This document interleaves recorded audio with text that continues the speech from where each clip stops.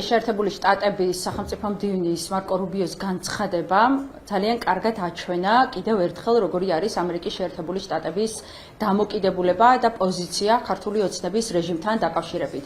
Როგორიც არ უნდა იყოს რეჟიმის ინტერპრეტაცია ამ განცხადებასთან დაკავშირებით, რუბიომ ძალიან მკაფიოდ კიდევ ერთხელ თქვა, რომ იმისთვის, რომ ამერიკის შეერთებულ შტატებსა და საქართველოს შორის ურთიერთობები რაღაც კონკრეტულ ნიშნულამდე მივიდეს და დაუბრუნდეს იმ საწყის, რა საწყისიც ეს იყო ნაციონალური მოძრაობის დროს, როდესაც ამერიკის შეერთებული შტატები იყო ყველაზე მნიშვნელოვანი სტრატეგიული პარტნიორი საქართველოსი, მნიშვნელოვანია, რომ ქართულმა ოცნებამ შეცვალოს ტრაექტორია ირანული, ჩინური და რუსული და დაუბრუნდეს იმ ტრაექტორიას, რა ტრაექტორიაც ჰქონდა მას 2012 წელს. ეს ძალიან მკაფიოდ ნიშნავს იმას, რომ ამერიკის შეერთებული შტატები ზუსტად აცნობიერებს იმას, რა რეჟიმი არის დღეს საქართველოში.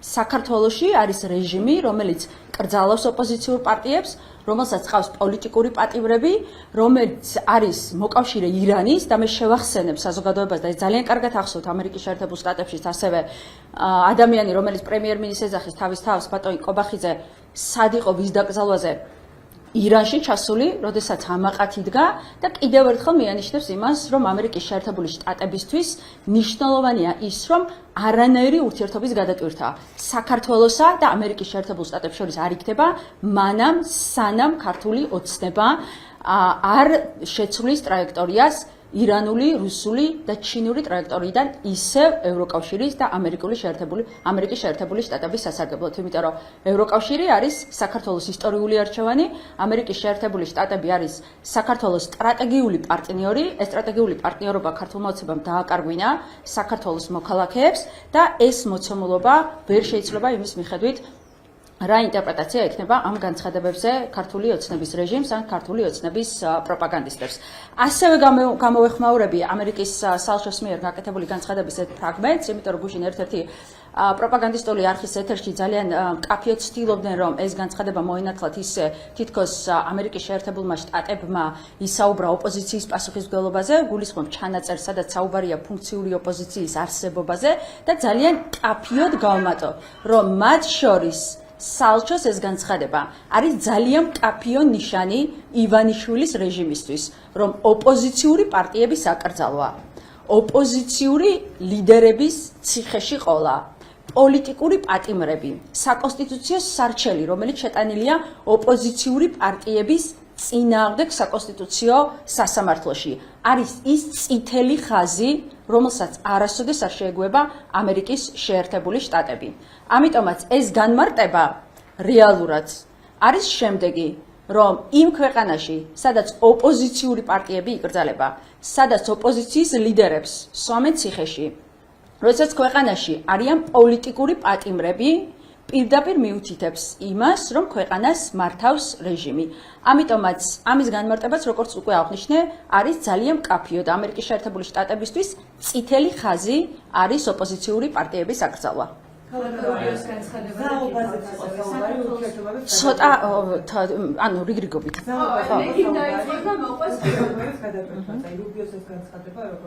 აი ეხლა მე განმარტა ეს და კიდევ ერთხელ განმარტავ, რომ ამერიკის შეერთებული და ეს იყო მთლიანად მარკო რუბიოს განცხადების შინაარსიც, ეს არის მათ შორის საელჩოს მიერ გამოქვეყნებული წერილი შინაარსის და ეს არის მათ შორის ის ინფორმაცია, რაც შეხვედრებზე ჩვენ ამერიკულ მხარესთან მქონია, რომ ზაობა რას ნიშნავს? ზაობა ნიშნავს ერთადით რაღაცას. ამერიკის შეერთებული შტატები ყოველთვის იქნება მზად ურთიერთობები გადატვირთოს საქართველოსთან. მხოლოდ ერთადერთ შემთხვევაში, თუ საქართველო დაუბრუნდება იმ ტრაექტორიას, რა ტრაექტორიაზეც ის იყო 2012 წელს. და ეს ითქვა ძალიან მკაფიოდ, თქვა რუბიომ, ხო, ტრაექტორიის ცვლილება. ეს სიტყვები თქვა, ხო, დამეთანხმებით. ახსენა მათ შორის, არა ნახეთ, ახსენა ტრაექტორიის ცვლილება 2012 წლიდან მოხდა. 2012 წელს საქართველო იყო ევროკავშირის გზაზე 2012 წლიდან, რაც ქართული ოცნება არის და მარკო რუბიომ სიტყვით თქვა, რომ ჩვენ ეს შეშფოთება გრჩება, რაც გულისხმობს ტრაექტორიის ცვლილებას ქართული ოცნების პირობებში, დააკონკრეტა თან ირანის ინტერესები, დააკონკრეტა ჩინური ინტერესები და დააკონკრეტა რუსული ინტერესები, ხო? შესაბამისად, გადატვირთვაზე, როდესაც არის საუბარი, აქ საუბარია იმაზე, რომ ამერიკის შეერთებულ შტატებს თავისი პირობები ექნება ქართული ოცნების რეჟიმთან და ეს პირობები აუცილებლად იქნება შემდეგი და ეს იკითხება უკვე ამერიკის შეერთებული შტატების განცხადებებიდან. პირველი, ეს არის როგორც აღნიშნა რუბიომ ტრაექტორიის ცვლილება და ისინი მოელის ამერიკის შეერთებული შტატები, რომ ქართულ ოცნებას მოუწევს ამ ტრაექტორიის ცვლილება, იმიტომ რომ ქართული ოცნება არ არის კარგ მდგომარეობაში, არაღიარების პოლიტიკა მისთვის არის პრობლემა, მისთვის პრობლემაა ასევე სანქციების. ძალიან კარგად იცის ბიძინა ივანიშვილმა რა ემუქრება მის პირად ფულს თუ ეს სანქციები გაგრძელდება და არაღიარების პოლიტიკა გაგრძელდება ამერიკის შეერთებული შტატების მხრიდან. შესაბამისად, ქართულ ოცნებას იმიტომ კი არა, რომ ეხლა ძალიან შეუყვარდა ამერიკის შეერთებული შტატები და ევროკავშირი, რომელსაც გლობალური ომის პარტიას ეძახდა და Deep State-ს ეძახის დღემდე და ასე შემდეგ. ხო, იმის გამო რომ უყურებს პრაგმატულად, რომ ბიძინა ივანიშვილმა საკუთარი ფული არ დაკარგოს, ამიტომაც იზოლებული იქნება, რომ კონკრეტული ნაბიჯები გადადგას ამ ქვეყნის დემოკრატიული განვითარებისთვის. ხო, მე ეს მოლოდინი ნამდვილად არ მაქვს ქართული რეჟიმისგან, ქართული ოცნების რეჟიმისგან, პირდაპირ შეიძლება ვთქვა, მაგრამ ეს პირობები, რასაც ამერიკის შეერთებული შტატები ქართული ოცნების წინაშე აყენებს, არის შემდეგი, ეს არის ტრაექტორიის ცვლილება, ამ ირანული, ჩინური, რუსულიდან ისევ ევროკავშირისგან და ამერიკის შეერთებული შტატებისგან, მეორე და ძალიან მნიშვნელოვანი. ეს ძალიან მკაფიო შემიძლია ვთქვა, რომ მისთვის ამერიკის შეერთებული შტატებისთვის წითელი ხაზი არის ოპოზიციური პარტიების გაუქმება. რომ ამერიკის შეერთებული შტატები ოპოზიციურ პარტიების გაუქმებას აღიქვამს როგორც დემოკრატიის დასასრულს. იმიტომ რომ საერთოდ თუ საუბარი არის და საქართველოში რა თქმა უნდა საუბარი ვერ იქნება პლურალისტურ დემოკრატიაზე ქართული ოცნების მმართველობის რეჟიმის გათვალისწინებით, მაგრამ ამერიკის შეერთებული შტატებისთვის ყველაზე დიდი წითელი ხაზი არის სწორედ ეს ოპოზიციური პარტიების აკრძალვა, რომელიც შანსსაც კი არ ტოვებს შემდეგ რომ რაღაცას განვითარების ტრაექტორიას დაუბრუნდეს ეს ქვეყანა და პოლიტიკური პატიმრები, ხო? მათ შორის თავისუფალი და სამართლიანი არჩევნები და იმის შესაძლებლობა საქართველოს მოქალაქეებისთვის, რომ საქართველოს მოქალაქეება შეძლონ თავისუფალი და სამართლიანი არჩევნების პირობებში მიიღონ გადაწყვეტილება, ვინ უნდა აირჩიონ ყოველ შემდეგ არჩევნებზე. თქვენ გქონდათ მერე კითხვა და შემდეგ გადმოვა.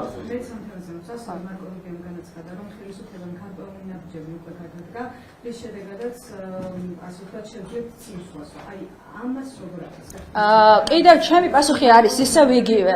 ნახეთ, აი ჩემი პასუხი არის იგივე, რაც გიპასუხეთ ამასთან დაკავშირებით. მარკო რუბიოს განცხადება იყო ცხადი, რომ ის მოილის კონკრეტული ნაბიჯების გადადგმას. კონკრეტული ნაბიჯების გადადგმაში მათ შორის შეიძლება იგულისხმება ის, რომ ეს კომუნიკაცია შედგა ამერიკის შეერთებულ შტატებსა და ქართული ოცნების რეჟიმს შორის და ეს არის ძალიან ჩვეულებრივი და ნორმალური, იმიტომ რომ სანამ მადუროს ესე წაიყვანდა ტრამპი, ივენესუელა და მანამდე მადუროსაც ელაპარაკებოდნენ. ამიტომაც ბიძინა ივანიშვილსაც ელაპარაკებიან იმას და ძალიან მარტივად ეუბნებიან, რომ თუ ამ ქვეყანაში დემოკრატიას ისევ მოკლავ და გააგრძელებ დემოკრატიის კვლელობას ყოველდღიურად, თუ გეყოლება პოლიტიკური პატიმრები, თუ გეყოლება თუ აკრძალავ ოპოზიციურ პარტიებს, თუ დაარღვევ საქართველოს მოქალაქეების უფლებებს ყოველდღიურად, თუ საქართველოს ამყოფებ იზოლაციაში, თუ ხარ რუსეთის მოკავშირე, თუ ხარ ირანის მოკავშირე და დაკრძალვებზე დადიხარ ირანის რა ქვია რეჟიმის, თუ ჩინურ ინტერესებს აძლიერებ ამ ქვეყანაში და თუ თავარი შავი ხვრელი ხარ ეგრეთ წოდებული რუსეთს დაეხმარო სანქციების გვერდით თავლაში, მაშინ შენი ადგილი არ არის ამერიკის შეერთებული შტატების გვერდით და ევროკავშირში, ხო? ამიტომაც ეს რომ ამერიკის შეერთებული შტატებისთვის მნიშვნელოვანია, რომ ქართულმა ოცნებამ ეხლაც მკაფიოდ ქართულ ოცნებას აღარ რჩება უკვე ლავირების შესაძლებლობა. მანამდე ის ესე ახერხებდა. 2012 წელს ძალიან კარგად მოახერხა, როდესაც ამერიკელები სხვათა შორის და ევროპელები ყავდა მთავარი მოკავშირეები ნაციონალური მოძრაობის წინააღმდეგ და მის საარჩევნო კამპანიას აწარმოებდნენ მათ შორის და სამწუხაროდ მაშინ ეგონათ, რომ უკეთესი ძალა მოდიოდა ქართული ოცნების სახით, რომელსაც შემდეგ მიუტრიალდა ბიძინა ივანიშვილი და Deep State-ებს და მეორე ფრონტს ეძახის ეხა და 1000 უბედურებას კიდევ, ხო? ამიტომაც არ რჩება ქართულ ოცნებას უკვე იმის შესაძლებლობა, რომ ეს ბუნდოვანი პოზიცია ჰქონდეს. თან ვიღაცას გლობალური ომის პარტია ეძახოს და Deep State-ი ეძახოს და შემდეგ იძახოს, რომ მათი მთავარი მიზანი არის ურთიერთობების აღდგენა. ამიტომაც რუბიოს ეს განცხადება არის ძალიან მკაფიო გზავნილი და ძალიან მკაფიო მესიჯი ქართული ოცნებისთვის, რომ უნდა ჩამოყალიბდნენ, რა შურებიან, გააგრძელებენ იმ ტრაექტორიაზე სიარულით, რა ტრაექტორიაც მათ აირჩიეს საქართველოს მოქალაქეების ნების საწინააღმდეგოდ თუ დაუბრუნდებიან 2012 წლის ნიშნულს. და 2012 წლის ნიშნული იყო ის, რომ საქართველოს იყო ამერიკის შეერთებული შტატების სტრატეგიული პარტნიორი და თითით საჩვენებელი ქვეყანა ევროკავშირის აღმოსავლეთ პარტნიორობაში და ევროკავშირის ინტეგრაციის გზაზე.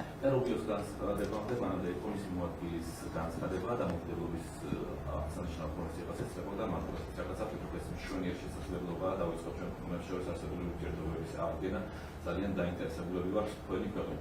თვითონ ბოლო დროს ბოლო წლებში განვითარებული მოვლენების შემდეგ აი ეს განცხადებები რაც მოხდა ქვეყანა არის კი მე ამასთან დაკავშირებით კიდევ ერთხელ გიპასუხებთ იმიტომ რომ მთელი რაც ვილაპარაკე მარტო ამაზე ვილაპარაკე შესაბამისად აი ამ განცხადების პასუხიც არის იქ მაგრამ მესმის პროპაგანდისტული არხების მე მივხვდი რასაც მეკითხები მივხვდი და რაც ვილაპარაკე თქვი ხა ყველაფერში მაგაშიც არის მაგის პასუხი თქვი მაგრამ გიპასუხებთ ნახეთ ცალკე მაგკითხვაზე მე მესმის რომ პროპაგანდისტული არხების თავარი მიზანი ის არის რომ ძალიან ნათლად გააშუქოთ დერეფანში ვის დაიჭერს კობახიძე ან გამოიკიდეთ ყველა სიტყვას და თქვენი ამორჩეველი შემდეგ და ქართული ოცნების ამორჩეველი და ამორჩეველის ის ნაწილი რომელზედაც თქვენ მუშაობთ მოატყუოთ იმაში რომ არაფერი განსაკუთრებული არ ხდება და აი ქართული ოცნება ისევ ახერხებს რომ ურთიერთობები დაალაგოს იქ ევროკავშირთან და ასე შემდეგ და ირაკლი კობახიძის და ბიძინა ივანიშვილის სიბრძნე მოიტანა ის რომ ასე მედგრად დადგნენ რომ არ გაათხოვეს ევროპაში და მაინც ეხა ამერიკელები ეუბნებიან რომ მათთან ურთიერთობის დაალაგება უნდათ საქართველოს ყოველთვის იქნება თქვენ აიგივებთ ერთმანეთთან ბიძინა ივანიშვილს და საქართველოს და ბიძინა ივანიშვილი და საქართველოს არ არის ერთი და იგივე საქართველოს ყოველთვის იქნება თავარი ინტერესის ობიექტი ამერიკის შეერთებული შტატებისთვის ქართველი ხალხი იქნება ყოველთვის თავარი ინტერესის ობიექტი ამერიკის შეერთებული შტატებისთვის იმიტომ რომ თავრობები იცვლებიან მაგრამ ქართველი ხალხი და საქართველოს არ ირჩევა და არ იცვლება და მუდმივად რჩება ამიტომ ის კონკრეტული განცხადება საიდანაც თქვენ ციტატა მოიყვანეთ ძალიან მკაფიოდ ანახებს მაგას რომ ამერიკის შეერთებული შტატები ყოველთვის იყო იქნება მომავალშიც და არის საქართველოს მოქალაქეების და ქართველი ხალხის თავარი გულშემატკივარი ყოველთვის იქნება საქართველოს მოქალაქეების და ქართველი ხალხის გვერდით იმ საპირისპირო ნარატივისგან განსხვავებით, რასაც ქართული ოცნება აუცილებლებს, როდესაც ამერიკის შეერთებულ შტატებს ეძახის ხან გლობალური ომის პარტიას და ხან Deep States. რუსეთზე ოღონდ იგივე რუბიოს განცხადება რუსეთზეც ისაუბრა, მან აღნიშნა რომ რუსეთი არის დიდი სახელმწიფო, აქვს ფიზიკური ატომური ბომბი, ასე რომ მასთან მნიშვნელოვანია ურთიერთობების დაალაგება და თუ დასრულდება და ან როდესაც დასრულდება უკრაინასთან ომი, მეგობრულ ურთიერთობაც კი უნდა დაამყარდეს. როგორ შეაფასებთ მის ამ განცხადებას, მანამდე იყო საუბარი მათ შორის საქართველოსთან მიმართებაშიც, რომ უნდა ჩაეკეტა მოსვლა, უნდა გაექსამნა უკრაინაში ჯარები. ვისად იყო რუბიო მისაუბრა ამაზე? ორი კითხვა, ანუ ერთი არის ეს რუსეთზე და მეორე არის ამასე. პირველი. მე გირჩევთ რომ თქვენ წაიკითხოთ ამერიკის შეერთებული შტატების სახელმწიფო უსაფრთხოების კონცეფცია. გააქვთ წაკითხული? ეს ახდება ყოველ წელს. მივად გვერდზე სახელმწიფო დეპარტამენტის. სახელმწიფო უსაფრთხოების კონცეფციაში ერთადერთი რაც არის ცვლება, ბევრი რაღაცა იცვლება, მაგრამ არის ამერიკის შეერთებული შტატების რუსეთთან დამოკიდებულება. ამერიკის შეერთებული შტატებისთვის რუსეთი იმ ფორმით, რა ფორმითაც ის ეხლა არსებობს, როგორც ავტორიტარული ქვეყანა, რომელიც თავს ესხმის უკრაინას და ცდილობს უკრაინის ოკუპაციას, რომელიც პრობლემებს ქმნის მოლდოვაში, პრობლემებს ქმნის სამხრეთ კავკასიაში, საქართველოში და ყოფილ საბჭოთა კავშირის ქვეყნებს აღიქვამს დღესაც, როგორც თავისი გავლენის სფეროებს, რომელიც ცდილობს, რომ შავ ზღვაზე კონტროლი დაამყაროს სრულად, არის ამერიკის შეერთებული შტატებისთვის თავარი საფრთხე. ერთ-ერთი მთავარი საფრთხე ირანთან ერთად და კიდე სხვა ქვეყნებთან ერთად. ამიტომაც რუბიოს ამ განცხადებაში არაფერი არ არის გასაკვირი, ზუსტად ასე საუბრობდნენ გორბაჩოვზეც, როდესაც ამერიკელები, როდესაც საბჭოთა კავშირი დაინგრა, რომ მათი მიზანი იყო მეგობრული რუსეთი და მათი მიზანი იყო არა ესეთი ბოროტი რუსეთი, როგორც ეხლა იყო, არამედ თანამედროვე და დემოკრატიული რუსეთი და თანამედროვე და დემოკრატიული რუსეთი, რომ შეიძლება ევროპის მეგობარიც იყოს და ამერიკის შეერთებული შტატებიც, ამაში გასაკვირი არაფერი არ არის, მაგრამ არა იმ ფორმით, რა ფორმითაც ეს ეხლა პუტინის მართლობაში არის, იმიტომ რომ რუსეთი ეხა ქმნის საფრთხეს არა მხოლოდ ამერიკის შეერთებული შტატებისთვის, არამედ სრულიად ევროპისთვის, თელს კონტინენტზე და საფრთხეს უქმნის მთლიანად რეგიონის და კონტინენტის უსაფრთხო განვითარებას. ეს არის აქ ყველაზე მთავარი. ეს რუბიოს განცხადების საპასუხოდ. ეხა მეორე თქვენ რაც თქვით, რომ ეს არა, ამდენს ვეღარ უპასუხებ, ხა თუ არ მაცალე, ხო? მეორეზე გიპასუხებ და მერე დამისი მესამე. ხო და მაგაზე პასუხობ თქო, ეს ხო გავიგე, მაგასთან დაკავშირებით იყო მეორე კითხვა. ხო, ევროპაშიც გავიგე ამაზე მომლაპარაკებლების დანიშვნის თემაზე იყო ბოლო პერიოდში. ხო, რა მომლაპარაკები, ანუ თქვენ არ ვიცი, რაზე გიდათ, თქვენ გონიათ რომ მადუროს არ ელაპარაკებოდნენ, სანამ მაგას უზამდა ტრამპი რაც უქნა? არ ელაპარაკებოდნენ? ირანთან არ არის ირანის რეჟიმთან ლაპარაკი? ანუ თქვენ რა გონიათ თუ ვიღაცას ელაპარაკება, ეს აუცილებლად იმას ნიშნავს, რომ ერთმანეთთან დაალაგდნენ ან ერთმანეთი ძალიან უყვართ, არ ხდება ესე. ნახეთ, არ ხდება, არა ყოველთვის არ იყოთ, მე ხა დამასრულებიეთ, ნახეთ. ერთი წუთი მე თქვენთან დებატებში არ ვარ და ძალიან კარგად მისმის რომ არასოდეს თქვენ ჩემი პასუხები არ მოგეწონებათ პროპაგანდისტულ არხებს.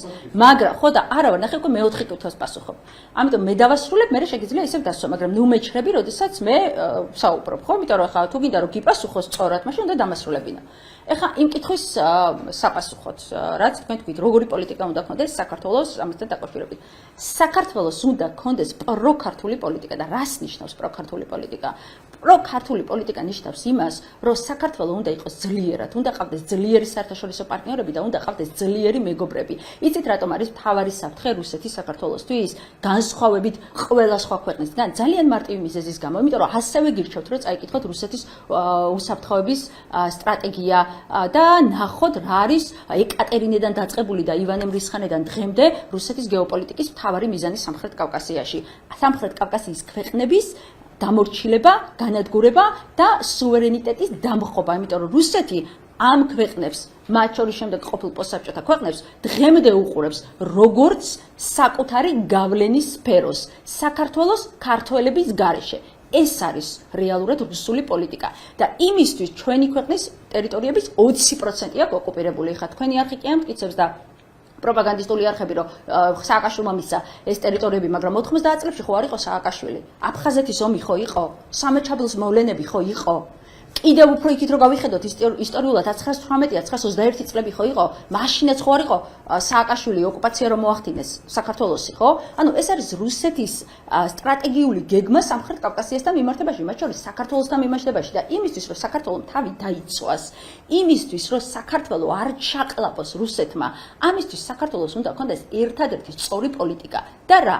ეს არის ევროკავშირში ინტეგრაცია, ეს არის ძლიერი მეგობრების შეძენა, ეს არის ამერიკის შეერთებულ შტატებთან სტრატეგიული პარტნიორობა. იმიტომ რომ თუ გყავს ძლიერი მეგობრები, თუ ხარ დემოკრატიული, თუ ხარ ეკონომიკურად განვითარებული, თუ რუსეთმა იცის რომ შენ მარტო არ ახარ და შენთან ომში ან ჩხუბი მას ძვირი დაუჯდება ჩვენი საერთაშორისო პარტნიორების მხრიდან, ის მას ვერასოდეს ვერ გაბედავს.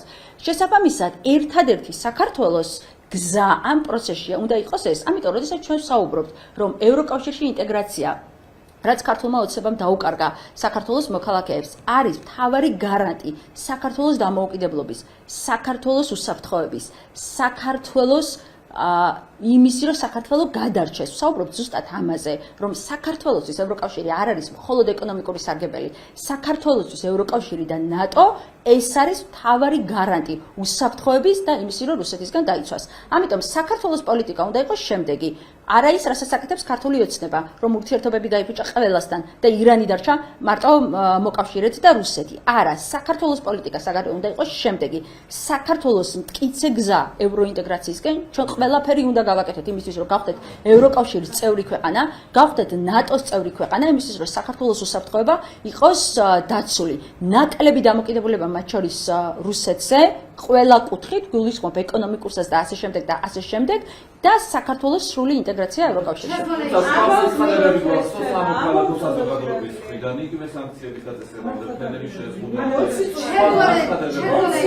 ანუ მე დღესაც მე ახლა თქვენ რაც მოგიყევით, იქ იგულისხმება სანქციების დაწესებაც, იქ იგულისხმება, არ ვიცი, ფრენებზე რას გულისხმობთ, ფრენების იმას, მგონი შეზღუდვას და იქ იგულისხმება ყველაფერი, რაც რუსეთს შეუქმნის პრობლემას და რაც რუსეთს არ მისცემს შესაძლებლობას იმისი, რომ თავისი ფესვები გაიდგას საქართველოში.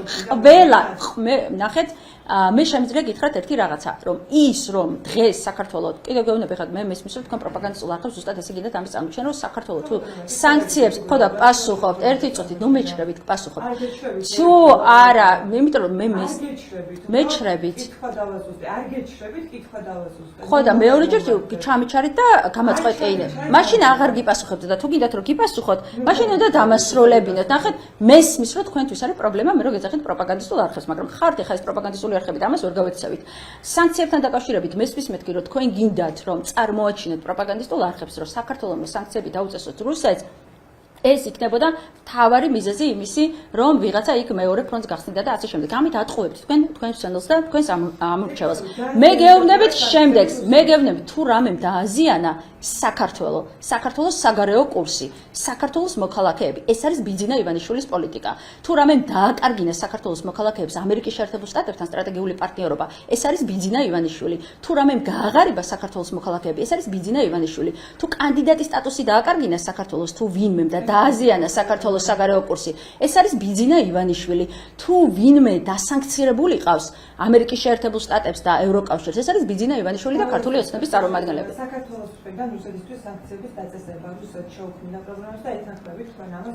მე კიდევ ერთხელ გითხარი, ჩემი პასუხი ამაზე არის შემდეგი: ნებისმიერი ქმედება, რომელიც საქართველოს დაიცავდა იმ პოლიტიკისგან, რა პოლიტიკაც ეხლა აქვს ბიძინა ივანიშვილს და ეს შეიძლება იყოს სხვადასხვა ფორმით, იმისთვის, რომ საქართველოს ევროპული კურსი ყოფილიყო ძლიერი, იმისთვის, რომ საქართველოს არ დაეკარგა კანდიდატის სტატუსი, იმისთვის, რომ საქართველოს არ დაეკარგა ამერიკის შეერთებულთა შტატებთან სტრატეგიული პარტნიორობა, იმისთვის, რომ საქართველოს მოქალაქეები არ გაქცეულიყვნენ და საქსტატის მონაცემებით 900,000-ზე მეტი საქართველოს მოქალაქეა აქედან გასული, იმისთვის, რომ რუსეთის გავლენები არ იყოს საქართველოში ძლიერი, იმისთვის, რომ რუსეთმა აქ ფეხია არ მოიკიდოს ნებისმიერი ღონისძიება, რომელიც მიმართული იქნებოდა ევროკავშირში საქართველოს ინტეგრაციისთვის და არა მხოლოდ იქნებოდა მისაღები საქართველოს სუვერენიტეტისთვის და საქართველოს უსაფრთხოებისთვის.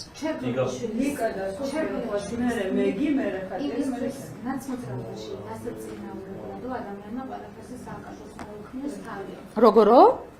ნაცმოძრაობაში დასაწინაურებლად ადამიანმა ყველაფერს თავი უნდა უქნიოს სააკაშოს. მის წინააღმდეგ წასვლის შემთხვევაში კი წინ ვერ წაიწევს და ეს რომ შეაფასოს. ანუ პარტიაში ასეთი ხო, მივხვდი. ხო, ნუ ამ განცხადებასთან დაკავშირებით მე შემიძლია ძალიან მარტივად გიპასუხოთ, რომ ჩემთვის უინტერესოა რა სიტყვის ქალბატონი შორგოლეიშვილი, მით უმეტეს ნაცმოძრაობასთან დაკავშირებით და მით უმეტეს უინტერესოა ეს ჩვენი ამორჩევლისთვის. ბევრად უფრო მნიშვნელოვანი და საინტერესო საკითხებია, რომელზეც ჩვენ უნდა ვიყოთ ფოკუსირებული, ვიდრე შორგოლეიშვილის ნებისმიერი განცხადება ნაციონალურ მოძრაობასთან დაკავშირებით. ეს რა საკითხზე იყო გვარამია ეს დაბლები? ამ თემაზე გასწავლეთ შორგოლეიშვილი. არა, რა მნიშვნელობა ჩვენთვის ბოკერია და ერთია. გეგელია გვარამიას ამ ინგლისურთან აქვს პრობლემა მე პერსონალურ თავდასხმებზე ხა მაგათი არ ვისაუბრებ. ბოიკოტთან დაკავშირებით. ხო, კი ბატონო. ბოიკოტი მიუხედავად რომ ბოიკოტი ჩაიდება თავადაც ამბობენ რომ ბოიკოტი არ არის სწორი ხო მე აბსოლუტურად არ ვეთანხმები ამ ამბავს არ ვიცი სად მოისმინა ლელომეს განცხადებები ამასთან დაკავშირებით რაც აკეთეს მე შემიძლია ერთი რამე თქვა ძალიან კაფიოთ რომ ჯერთი არავის არ შეუფასებია ჩვენი საერთაშორისო პარტნიორების მხრიდან ბოიკოტის რაღაც კარგობა ან ცუდობა მთელს ამ პროცესში ბოიკოტი არის ბრძოლის ერთ-ერთი ფორმა და რა ფორმას მიმართავს ოპოზიცია ქვეყნის შიგნით ბრძოლის საწარმოებლად რუსული რეჟიმის წინააღმდეგ ეს არის მხოლოდ ოპოზიციის გადასაწყვეტი ის რომ ბოიკოტი იყო სწორი ძალიან კაფიოდ ანახა რამდენიმე ფაქტორმა პირველი არაღიარების პოლიტიკამ რომელიც ყველაზე დიდი არის ყველაზე დიდი პრობლემა არის ბიძინა ივანიშვილისთვის სანქციები რომელიც ასევე დიდი პრობლემა არის ბიძინა ივანიშვილისთვის და არაღიარების პოლიტიკის გარეშე შეუძლებელი იქნებოდა ფაქტობრივად ამ ყველაფრის მიღწევა ამიტომაც მიუხედავად იმისა რომ ეს იყო რთული გზა ოპოზიციისთვის და არის რთული გზა დღესაც ეს არის ის გადაწყვეტილება რამაც თავისი შედეგი უნდა ამ მხრივ ნამდვილად მოიტანა. მე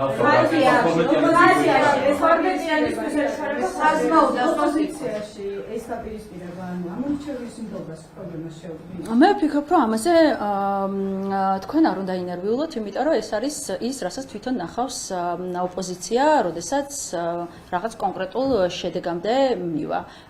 ჩვენთვის ამ მხრივ მნიშვნელოვანია სიცხადე და რაც უფრო სიცხადე შევა მათ შორის ამ პროცესებში, რაც ახლა ოპოზიციაში მიმდინარეობს, მეცრით მით უფრო მეტად წაადგება ბრძოლას რუსული რეჟიმის წინააღმდეგ.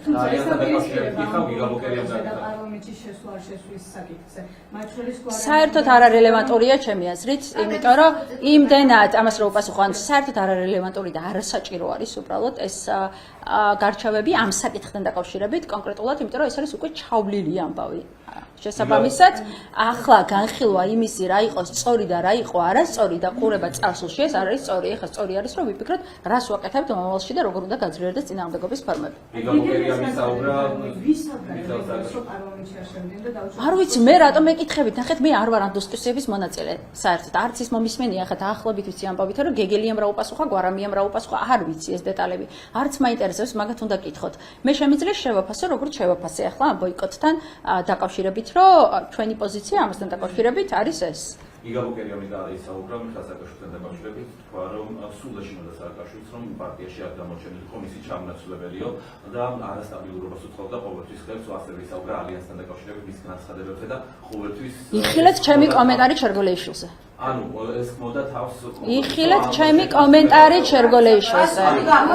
ბოიკოტთან დაკავშირებული სტრატეგია რომ დაიწუნეს შტატების სახელმწიფო დეპარტამენტის წარმომადგენლებმა ამას როგორ შეაფასებენ? აი ეხლა ვუპასუხე ზუსტად საზმაოს ამასთან დაკავშირებით. ანუ ბოკერიასთან დაკავშირებით. იხილეთ ჩერგოლეიშვილის კომენტარი. ბოდიში კითხვა მაქვს. ყავალაშვილმა გააკეთა განცხადება უპრეცედენტო შიდა თუ გარემო გამოწვევების მიუხედავად ჩვენ არათუ მხოლოდ მშვიდობა შევინარჩუნეთ, არამედ მდგრადი ეკონომიკური ზრდაც უზრუნველყავითო.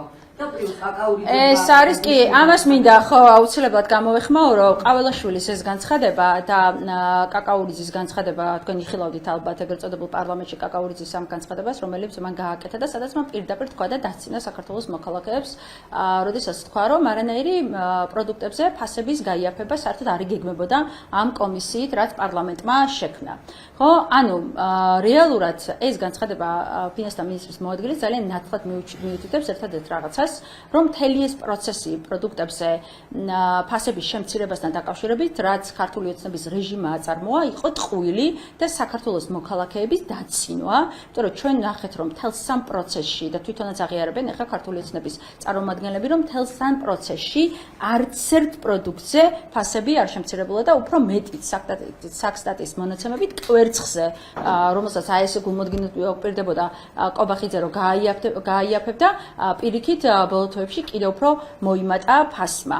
ამიტომაც ის რაც ქვეყანაში ხდება, გულისხმობ ძიმე სოციალურ-ეკონომიკურ მდგომარეობას, გულისხმობ იმას, რომ საქართველოს მოქალაქეებს არ აქვს შესაძლებლობა იმისი, რომ საკუთარი ოჯახები არჩინენ და იმიგრაციაში წავიდნენ, ის რომ საქართველოს მოქალაქეებს არ აქვს შესაძლებლობა, რომ შვილებს უბრალოდ ხორცი უყიდონ, კარაქი და ყველი უყიდონ, ან უბრალოდ მივიდნენ და რძე უყიდონ და ხშირად არჩევანი უწევთ იმას შორის რძე უყიდონ თუ ხორცი უყიდონ, ამაზე პასუხისმგებელი არის მხოლოდ ბიძინა ივანიშვილი და ქართული ოცნება.